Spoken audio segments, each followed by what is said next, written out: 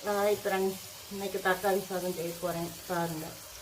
அதனால் நீங்கள் பார்த்துருப்பீங்க, உங்களுக்கு தெரியாது ஒன்றும் இல்லை.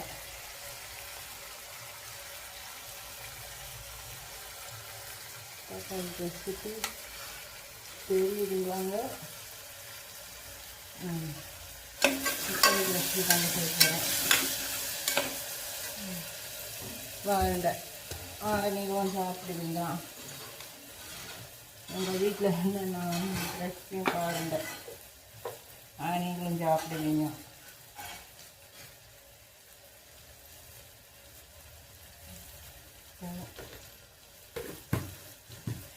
மசாலாம் தேவைப்படுங்க. மஞ்சள்தூள், உப்பு, மிளகாத்தூள் இதாங்க நான் சேர்த்துருக்கேன். அதான் அரிய பிடிக்காமல் அரிய பாருங்க. தக்காளி தெரியுதுங்க. நம்ம இந்த வீட்டில் சிம்பிளான இது. எனக்கு வேலைக்கெல்லாம் ஆள் வந்துட்டாங்களா, அதனால் ஒன்றுமே என்னால் செய்ய முடியாது. சிம்பிளான ரெசிபி.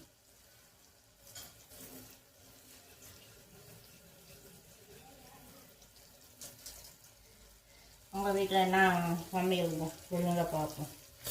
நான்வெஜ்ஜா இல்லை சாதா சாதம்? இன்னைக்கு ஏப்பறது ஒன்றும் இல்லைவா?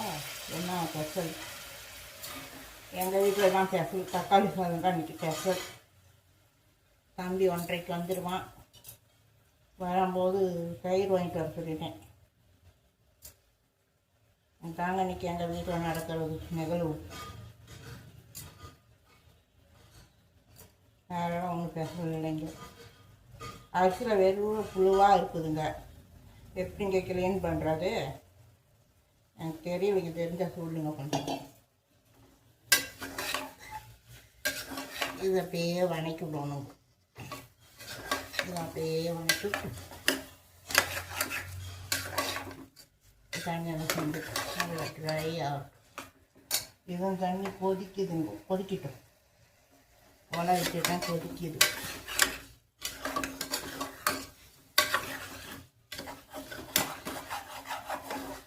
எங்கள் வீட்டில் தாங்க இதாங்க ரெசிபி, தக்காளி சாதம். வாங்க நீங்களும் வாங்க எங்கள் வீட்டில் சாப்பிடுங்க. எங்கள் வீடியோ பிடிச்சிருந்தா மறக்காமல் ஒரு லைக் பண்ணுங்க. ஏன்னா எப்படி போடுவோம்னு சொல்லுங்க, போடுறேன். நெய் உடச்சனுங்களா, அந்த பேப்பரில் நெய் ஊற்றி இருக்குமில்ல, அந்த இது அரிசி அடியில் பிடிச்சிது. இப்படியே வணக்கிட்டு போட்டோம்னா பிரியாணி சாதம் மாதிரி வந்துக்கிறேன். இது ஒரு மெத்தேடு. 3 மெத்தேடு வச்சுருக்கேன். சாப்பாடு ஆக்குறதுல 3 மெத்தேடு இருக்குது. இது நல்லா வணக்கிக்கிட்டே இருப்போங்க.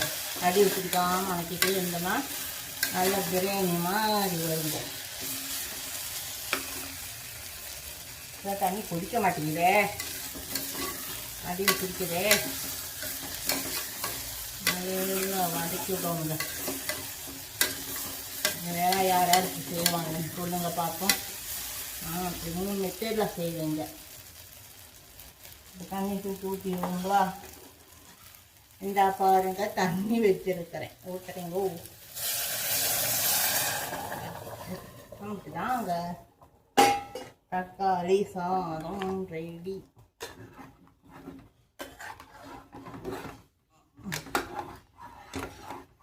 தாங்க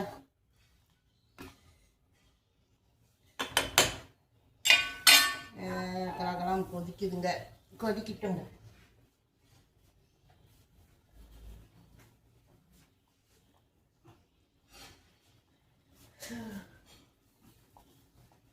உப்பு இது போடுறீங்க, 10 அடி சேர்த்து போட்டுக்கலாம். ஓகேங்களா?